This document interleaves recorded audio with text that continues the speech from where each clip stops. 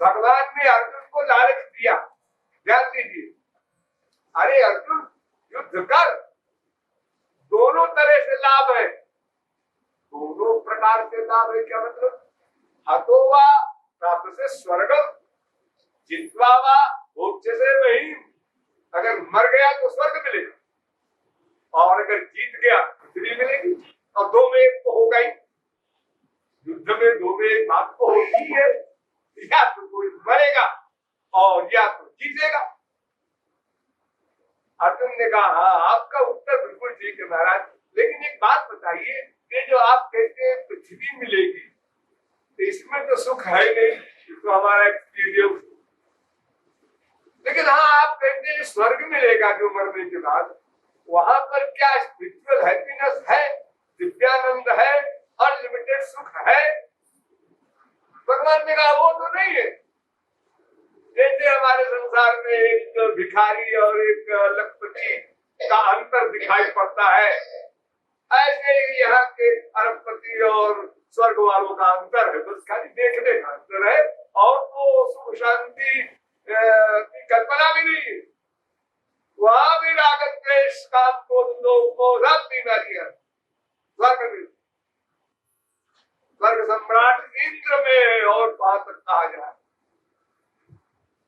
कोई तपश्चर्या करता है मृत्युलोक में, तो इंद्र के दिमाग में खराबी पैदा हो जाती है, ये कहीं मेरा इंद्रासन में छीन लो।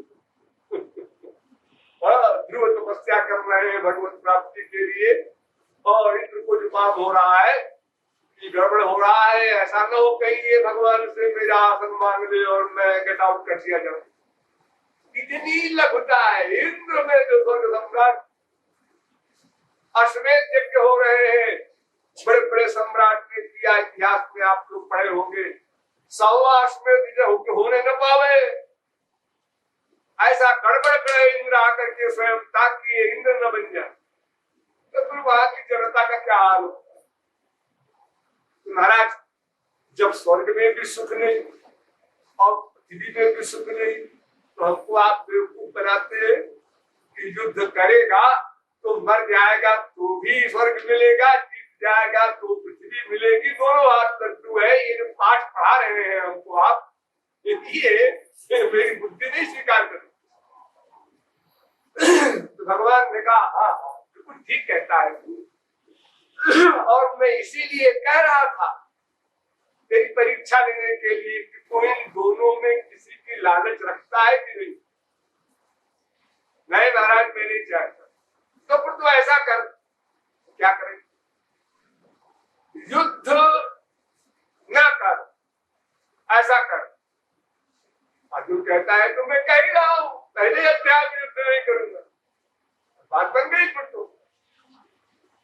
भगवान ने कहा आगे सुन, युद्ध ना कर, ऐसा भी ना कर, युद्ध कर, ऐसा भी ना कर, ऐसा कर। युद्ध ना कर, ऐसा भी ना कर। क्यों? युद्ध करे ना, युद्ध कर, ऐसा भी ना कर, ऐसा कर, तब बात बनी। तो युद्ध ना कर, ऐसा भी ना कर, युद्ध कर, ऐसा भी ना कर का मतलब क्या? कुछ ना कर, कुछ ना करे, कुछ ना करे, ये तो इम्पॉसिबल है।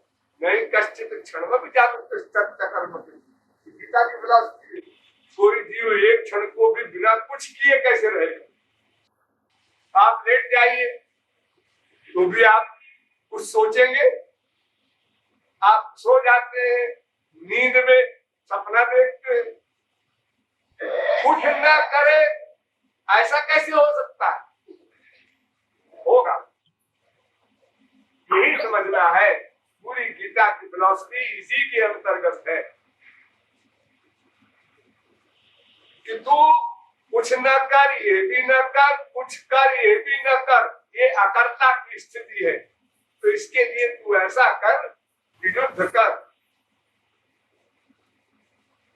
तस्मात् युद्धस्व। महाराज यदि तो आप कह रहे थे युद्ध न कर युद्ध कर, ये भी ना कर, और आप कहते हैं युद्ध कर। हाँ, लेकिन सुन आगे सुन, तस्मात् सर्वेषु कालेषु माम अनुस्मर युद्ध च, तू मन मुझ में लगा दे और युद्ध कर। तो जो मन मुझ में लगा रहेगा तो तू युद्ध करने का कर्ता नहीं माना जाएगा। जैसे कलेक्टर ने ऑर्डर दिया पुलिस को गोली चला दो, वो अपना बहुत नुकसान कर देगी पब्लिक, पुलिस ने गोली चला दी। अब पुलिस के ऊपर मुकदमा दायर नहीं होगा, न पूछा जाएगा, और अगर पूछा भी गया हिसाब ऑर्डर है कलेक्टर का, अब कलेक्टर से पूछो, वो जवाब दे हिसाब ऐसी ऐसी परिस्थिति हो गई थी, अगर हम गोली न चलाते तो हजारों मर्डर हो जाते, ये हो जाता, वो हो जाता, बैंक लूट जाता। तो बातें कलेक्टर बोले। तो उसी प्रकार अगर मन का अटैचमेंट भगवान में है तो फिर उसके किसी भी कर्म का फल मिलेगा ही नहीं, वो लिखा ही नहीं जाएगा।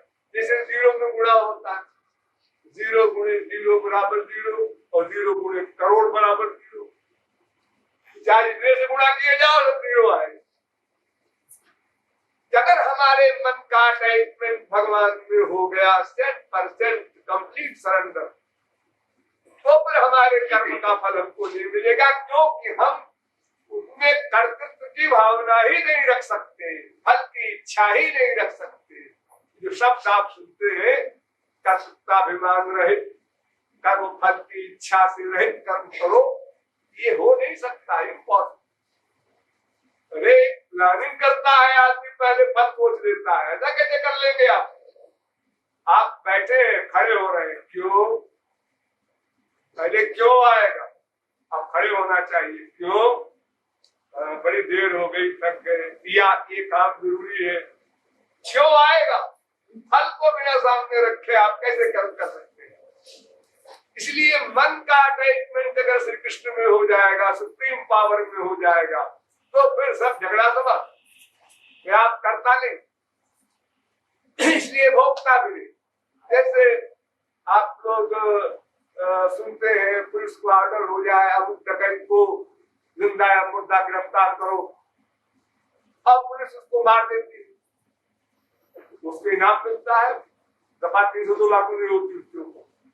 तो भगवान में मन का अटैचमेंट हो गया तो उसका कर्म भगवान निमित्त हो गया, इसलिए उसके कर्म का कोई फल नहीं। संसार गवाही है, अर्जुन ने हजारों करोड़ों खून किए, लेकिन भगवान की फाइल में 323 भी नहीं लिखी गई,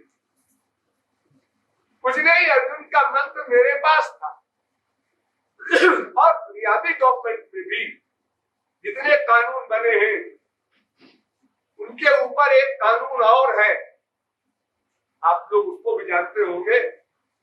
हाई कोर्ट के जज लोग जो छोड़ देते हैं मुकदमों को, उसमें एक डाउट केवल जरा सा उनकी खोपड़ी में आ जाए, बस डाउट का फायदा मुझे तो दूसरी पार्टी को न दिया जाए। ऐसा है कि मेरा अपराध को सदा न मिल जाए, कहीं अपराधी भले ही छूट जाए। अगर मंशा है आपकी अपराध करने में, तभी आप अपराधी हैं। ये दुनियावी गवर्नमेंट के कानून का भी कायदा है। मंशा है, आपने मर्डर किया, हाँ फांसी हो। आपसे कोई मर गया, फांसी नहीं हो। हमारी कार ठीक थी, हमारी ब्रेक ठीक थी, हमारी स्पीड ठीक थी, हमारी साइड ठीक थी, अब कोई आदमी आके सामने पड़ के मर गया हमारी गाड़ी से, अब क्या करें? उसको हम एक्सीडेंट करें। हमारी उसकी मंशा नहीं थी और वो मर गए। तो मंशा अगर सिद्ध होती है तभी संसारी गवर्नमेंट भी दंड देती है, क्योंकि अपराध का मतलब ये है कि हमारे मन की मंशा खराब हो और फिर हम उसके अनुसार वर्क करें। तो जब मन हमारा भगवान में लग गया तो मंशा खराब होने का प्रश्न समाप्त हो गया, तो फिर उसका कर्म कर्मयोग कहलाता है, तो उस कर्म का फल नहीं। तो भगवान ने अर्जुन को केवल एक बात बताई कि तू देख, जो बुद्धि लगाता है शरणागति में, इनको मारूंगा तो पाप होगा, नरक होगा, इत्यादि बातें जो तू कर रहा है, ये बुद्धि लगाना बंद कर दे। मैं ये मनाधत्सो मैं बुद्धि निवेश है, तो बुद्धि भी मुझको दे दे।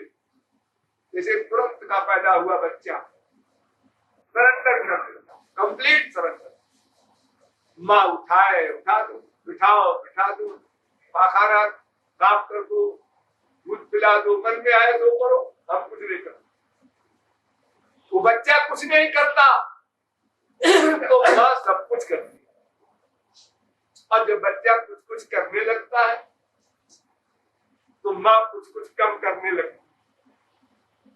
इतना बड़ा हो गया, अब मेरा पाखाना हमेशा साफ करूंगी मैं, अपने आप क्या कर,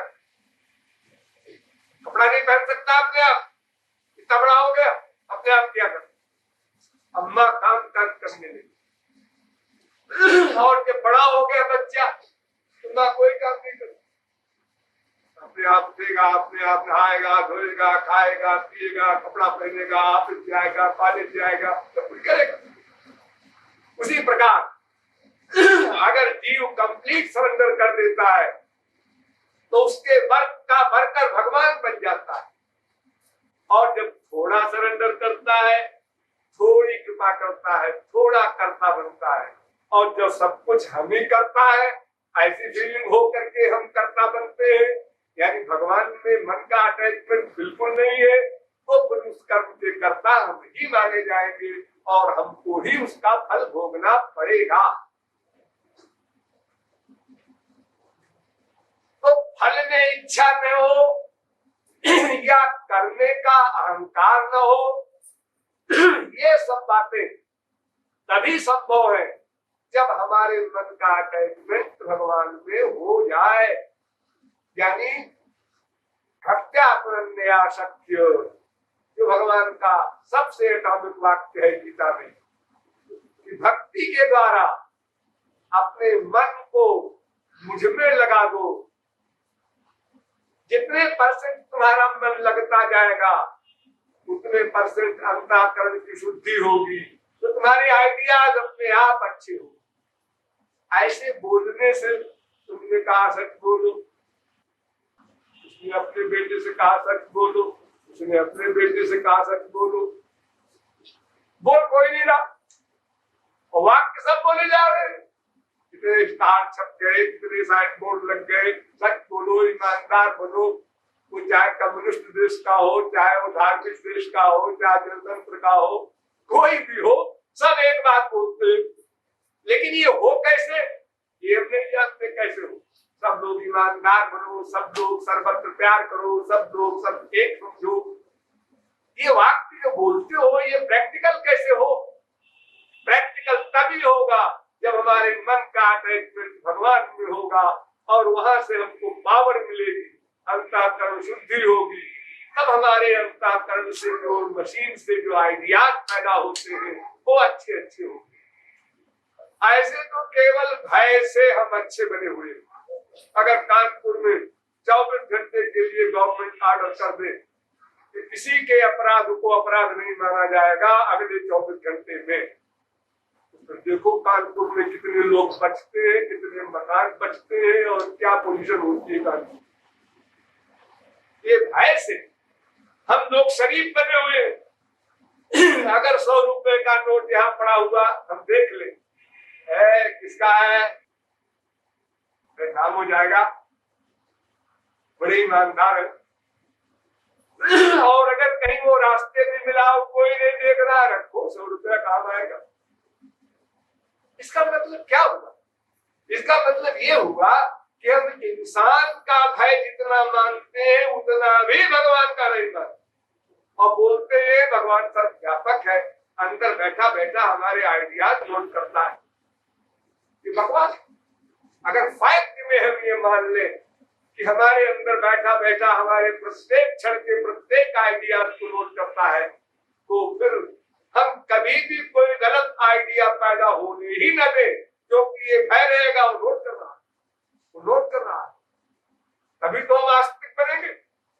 हम अजीब आस्तिक है, मुंह से बोलते जाते हैं भगवान सर्वव्यापक है, भगवान हमारे संकल्प को नोट करता है, हमारे हृदय में बैठा है, घटघट व्यापी है, दुनिया भर की बातें बोलते रहते हैं, हरमजाए वाले। लेकिन प्रैक्टिकल लाइफ में हम भूल जाते हैं, अपने को अकेले समझते। हम जो सोच रहे हैं प्राइवेट, तो हमारी बीवी भी नहीं जानती। हम जो सोच रहे हैं प्राइवेट हमारी माँ भी नहीं जाती, और माँ के खिलाफ सोच रहे हैं, बाप के खिलाफ सोच रहे हैं, बीवी के खिलाफ सोच रहे हैं, लेकिन वो नहीं जानते, ऊपर से एक्टिंग कर रहे हैं, क्या किसी जाने का। अगर हम भगवान को सर्वत्र सर्वदा अपने साथ केवल इस वे में महसूस करें कि वो हमारे आइडिया नोट कर रहा है और दंड मिलेगा हमको, तो कम से कम इस भय से ही हमारी 50% गड़बड़ियां समाप्त हो जाए। उपासना वगैरह छोड़ो, तो बड़ी बड़ी बात है। इसलिए संसार में रहना है, वर्क करना है, क्योंकि शरीर रखना, शरीर के लिए हमें जितना भी सामान आवश्यक है वो भी चाहिए। ये दोनों बातें साथ साथ चलेंगी, यानी एक गलत मैं, एक सही मैं, इन दोनों के लिए हमको सामान देना है। आत्मा के लिए परमात्मा का सब्जेक्ट और शरीर के लिए संसार का सब्जेक्ट। तो शरीर के लिए संसार का सामान देना है, शरीर स्वस्थ रहे, आनंद मिलेगा ऐसा न सोचते।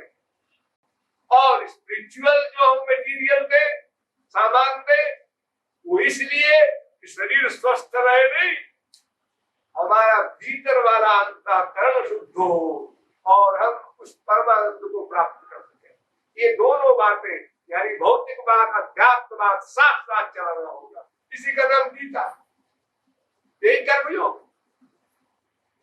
हम लोग कर्म तो करते हैं, बहुत से लोग अच्छा कर्म भी करते हैं, बहुत से लोग बुरे बुरा करते हैं, बहुत से अच्छा बुरा विचार करते हैं, लेकिन वो एक बात, तस्मात् सर्वेषु कालेषु माम अनुस्मरो, सर्वेषु कालेषु माम अनुस्मरो, निरंतर कैलधारावत विच्छिन्न स्मरण रहे, प्यार रहे, शरणागति रहे भगवान में। ये अभ्यास करना होगा। एक दिन में बन जाए, एक महीने में बन जाए, एक साल में बन जाए, एक जन्म में बन जाए।